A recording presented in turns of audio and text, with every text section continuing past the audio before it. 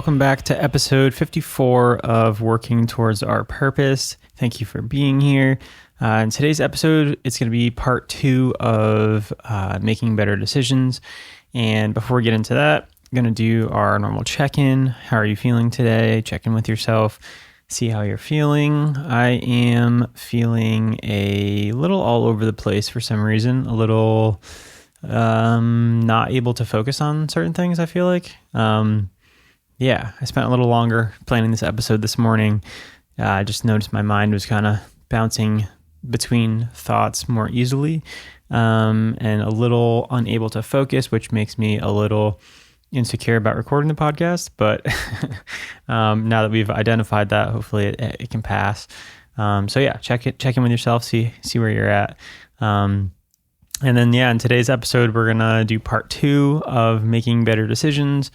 And, I think I do want to expand a little bit more on like why I think decision making is important. And mostly, just noticing that so I just started this new book, and, it's a book about Dharma. It's called The Book of Dharma by Simon Haas. And in the beginning of it, there's a quote I want to read. There's a quote about making decisions. And it's so interesting how things can happen like synchronistically. I've had this book for a long time, probably like 2 years or something. And I remember it sitting on my table for a really long time because the cover is so familiar to me that I thought that I had already read this book, but I didn't. It was just laying out on my table for so long, and I just, for whatever reason, never got to it. So I started reading it the other day because I kind of got led into the Word of Dharma again by this other book that I read. And so I picked it up and I realized that I hadn't read it yet. And I was like, okay, well, I got to start reading this book now. So I get into the first, the intro and chapter 1, and it's talking all about making decisions. And it just so happened that I picked it up and started to read it right between the 2 episodes that I'm creating of making decisions. So I thought that was really synchronistic, and also just kind of shows the magic of books. I feel like books just kind of come into your life at the right time. Definitely big proponent of reading. And I haven't always been that way. So I'm fortunate that I do like reading and enjoy reading and get so much from reading. But anyways, back to this book, the Book of Dharma. There's a quote in it that says, "What is life but a consequential dynamic of accepting and rejecting, of saying yes or no? The simple process guides the direction of our life. It creates our world." So basically saying our life is a result of making decisions. And I felt that to be pretty true. And I just really think that it's an important topic. And I don't know that I stressed enough in the last episode why making decisions is important, because I think it literally shapes the way that your life is. And I think that if I think about sort of my lack of ownership of decisions in a previous version of myself, when I used to work in corporate, when I decided to go to engineering school, I didn't have as much ownership over my own decisions, and it led to a life that I didn't really enjoy that much. So, and now I feel like I try to take more ownership for my decisions, and I believe it's led to have me not only enjoy my life more, but feel like I'm getting to do the things that I want to do because I'm deciding to. And just, one little decision at a time, nothing super major, although I guess maybe leaving an engineering career might've been a major decision, but it, doesn't have to be that deep all the time. It can just be the simple questions that we're answering every day. So that's why I kind of felt like I wanted to record these 2 episodes. And if you didn't listen to episode 53, it's the first part of getting to make better decisions. And this is part 2. Wow, I'm trying to remember what the first part was. Oh yeah, it was, so last episode 53 was about like calming yourself, calming your nervous system, and being able to make better decisions. And then I actually wanted to read another quote from a book that I read, because it also kind of played into that. And it says here, this is the Great Work of Your Life, which is the book that I just finished, and I have a review for it up on my Substack if you're interested. And the quote goes, where we go. And it's actually, it's a quote that's quoting the Bhagavad Gita. But it says, Arjuna, which is the main character in the Bhagavad Gita, Arjuna, you do not know how to act because you don't know who you are. And that brings me into the first, sorry, I'm getting distracted by looking at these books. That brings me into see, I told you my mind was a little all over the place today. But that brings me into the topic of today, is that the second thing of making decisions is not knowing who you are. And I think when you don't know who you are, it can be really hard to make a decision. And it can be especially hard to make a decision that's best for you. So yeah, that's what I'm going to talk about today is like, do you know who you are? And I think that could be sort of a hard question to ask yourself, because I think first reaction, like first off, you kind of, okay, me, I would get defensive if somebody asked me that question. I would be like, yeah, of course I know who I am. I think that might be my first reaction, especially when I'm thinking of an older version of myself working in corporate America. I think I would kind of come off as like, yeah, of course I know who I am. But I would argue that if that version of myself, if I look at that person now, I would say that they didn't know themselves very well. And I feel more confident in knowing myself now, which I think leads to me making better decisions, and making not only just better decisions, because that's kind of an arbitrary term, but better decisions for me. And when you know who you are, you can make a decision that more aligns with what's going to work for you, because everybody's different and everybody should be making different decisions because we're all unique individuals. And if you don't know who you are, then it becomes really hard to make the right decision for you. So yeah, I think that this is sort of a simple concept, but also sort of difficult. It requires a lot of honesty, I think, and like introspection to like think of yourself, because it's sort of a weird question to ask, right? Do I feel like I know myself? Sort of meta, if you will, sort of introspective. But so that's why in today's episode I have 4 questions to kind of ask yourself to see if you do know who you are. And also I want to caveat this with like, it's not a yes or no question. Like I don't think you can say like, yes, I fully know myself, or no, I fully know myself. I think it's an ever-ending process of getting to know who you are, and also a lifelong process of constantly evolving and changing, and, noticing that maybe you're a little bit different of a person now than you were last year or 5 years ago. And hopefully you are, because I think, if you were the same person you were since you were 12 years old, probably run into a lot of issues. So yeah, hopefully we are always evolving and moving in some direction, hopefully positive. But yeah, so today's episode, I have 4 questions you can ask yourself to try to see if you know who you are. And so the first question is, are you happy with your choices right now? Like, are you happy with the way that you are living your life? I think this question is important because, I can only reference myself in what I speak about. So, I'm thinking to like me, engineering me, sitting in a corporate office. I remember having thoughts that I did not like the choices that I was like, I did not like where I ended up. I remember being like, I don't want to sit in this office for 8 hours a day, Monday through Friday. I just like, I don't feel happy about this. So I think that would have been a clue into me not really knowing who I am, because I was the one that made all those choices to get there. And if I knew myself a little bit better, I probably at some point would have been like, I don't think I'm going to like to do that. So maybe I shouldn't keep following this direction, or maybe I shouldn't do these things. Maybe I should think twice about going into engineering school. Maybe that wasn't the best decision for me. Maybe I was thinking about other people's opinions or impressing other people. You know, people love to say people that go to engineering school are smart. Maybe that's what I wanted to feel. Maybe I wanted to feel smart. But maybe that isn't like what I needed personally. So first question, like, are you happy with your choices and where you're at?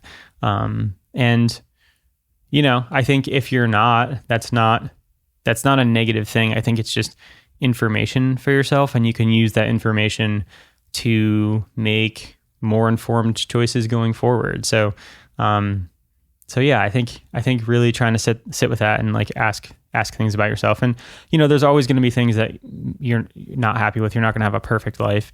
There's things in my life that I'm still like working on and unhappy with, but as I think, yeah.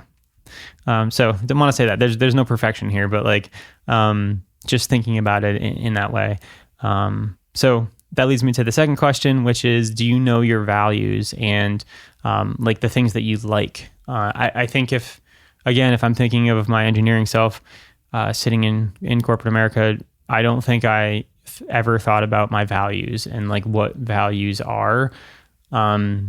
Values are the things that like you really care about and can be articulated into words. So that way you can put like, you can kind of name them, and you can see them like in your real world, in real life.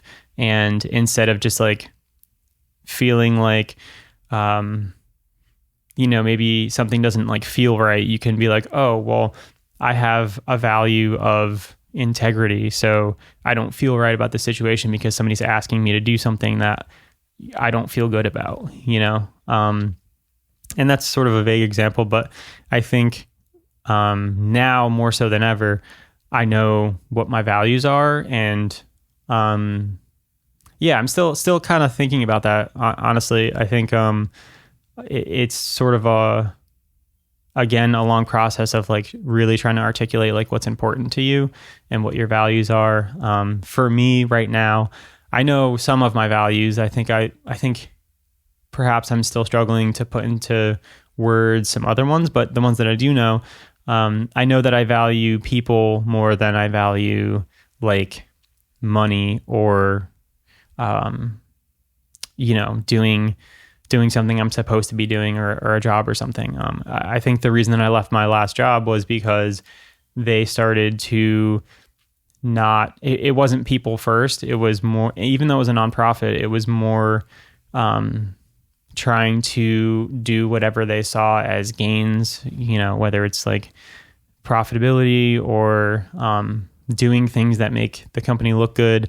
And they were doing all those things at the expense of the employees and not taking care of the employees and asking them to overwork and, you know, not really being treated as a human. And I think that one of my values that is closer to the top is treating people with like humanity, if that's the right word. I don't know. But people first. Like I care about people's emotions. I care about like how somebody's feeling. I really try to do that. And when I'm thinking about like what I'm doing, especially for work, I don't want to just like, you know, that's why I could never be like a telemarketer or something. Cause it's like, I'm not going to have a job where I'm going to annoy people all day long just to get like this job or this paycheck. I'd much rather do something that's in service of people, like be a barista at a coffee shop, you know, getting people what they need to get through the day, working in food service.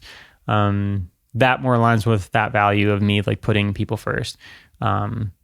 So, and I'm speaking in kind of vague terms here, but that's something that I know about myself is that, I do care about people. Another thing I care about is like being present with somebody. Like when I'm with somebody who's not able to sort of focus on a conversation or like put the phone down for 10 minutes or, not really like make eye contact or be honest in a conversation and be vulnerable. Like those are things that I value when somebody's being like vulnerable and honest about something. Those are the people that I kind of lean more towards. I try to surround myself more around people that are honest and valuable. Or sorry, not valuable. Wow, that was a bad... I just looked at my board and it said value, so I said valuable. Everybody's valuable. But more honest and vulnerable. I really pride in trying to be as vulnerable as I can. Always working on that. So yeah, kind of rambling on this point, but what are your values? You know what your values are. And again, sort of a lifelong evolution. Maybe they change, maybe different ones come in and out, but what are your values? And the third sort of question you can ask yourself to know if you know yourself could be, or is to recognize your strengths and values. And I think this one's important because it's really hard to sort of accept or acknowledge your strengths and values. At least it was for me. I'm still kind of getting used to like figuring out what my strengths are. But, we kind of live in a society and, growing up through our school systems, we don't really ever focus on our strengths and what we're good at, but we focus more on like what we're bad at. And, I guess it's good to be aware of maybe what you're lacking in, but I think it's more important to look at your strengths and to see how you can find work that aligns with those strengths, that you can use your strengths. Like, what's the point of having them if you're not going to be able to use them? And one strength that I know that I have about myself, again, is having empathy for people and being able to communicate. Like, I haven't always been good at communicating, but I think I'm pretty confident in my ability to communicate. Again, still always working on it, but communicating with people, being empathetic, like that's a strength that I have. And a lot of my jobs in the past did not use that strength or did not need that strength at all. So, it's kind of almost silly thinking back on like being an engineer and then having this strength that like I really never ever got to use. So really I use that to try to help me make decisions. Like, okay, is this thing that I'm going to do, does it play into a strength that I have? And will I be confident in being able to do that or be good at that? And also a lot of times people, I think, just sort of have a blind side for their strengths because it comes easy to them. It's something that they're not aware is a strength. They're like, oh, everybody knows how to do this. Everyone knows how to empathize. Like, I didn't realize that not everybody can like empathize with people as much. And yeah, just accepting a strength and recognizing them. So then that brings me to the fourth point, the fourth question you can ask yourself, which is, do you feel at ease or at peace? I think this one kind of came again from thinking of previous corporate version of me, and I never felt at ease. I always felt like I had to do something more to figure out like how I'm going to fix something. Like I always was doing something on the side to supplement my corporate job because it didn't give me any of the things that I needed other than money and I guess maybe security, but that's I don't know if I believe in that word. But so yeah, it didn't give me any sort of like pride in my work, or I didn't feel like I was making a difference for anything. I didn't feel like I was helping anybody. So if I think back to that time, like I was trying to start a side job, trying to get out of corporate, trying to find something that was like more in alignment with what I wanted to do. These questions in my head and, trying to chase those. I never really felt at ease or at peace with myself. And nowadays I do find moments of peace, and, it's probably unrealistic to think you're always going to be at peace unless maybe you're a monk but even then, probably not. But like, do you have a little bit of areas in your life where you can really feel at peace and at ease? I think that's an important one. And yeah, I think that leads me into one more quote that I wanted to read from a book that goes in with that last sort of question, do you feel at ease? And this is, again, from The Great Work of Your Life. I'll link these two books in the show notes so you can find them. But the quote that I kind of wanted to end the episode on is, and again, this is kind of in the context of like knowing who you are, right? So it says, in remembering who you really are, we are liberated from striving to be someone else, So to me, that means you're at peace. You're not trying to be somebody else. You're not trying to be the person, anything other than who you are. So when you know who you are, you can be that person and you can be more at peace. So yeah, I thought that those quotes kind of really tied these two episodes together, part 1 and 2 of making better decisions. And yeah, hopefully these were helpful for you. Let me know. You can always comment on YouTube, or I'm trying to figure out a better way to get like feedback, because I know podcasting, it's so hard to get feedback. I do have a feedback form, but I guess it's pretty hard to ask somebody to fill out a whole form. But yeah, I'll have to think on that. Maybe I'm tempted to like give a phone number and like you could just text feedback. I had that thought today. So maybe I'll get like a Google Voice number and we can try to do that maybe. But yeah, I'll keep you posted on that. But hope you have a good rest of your week. Thank you for listening as always, and I will see you on an episode real soon.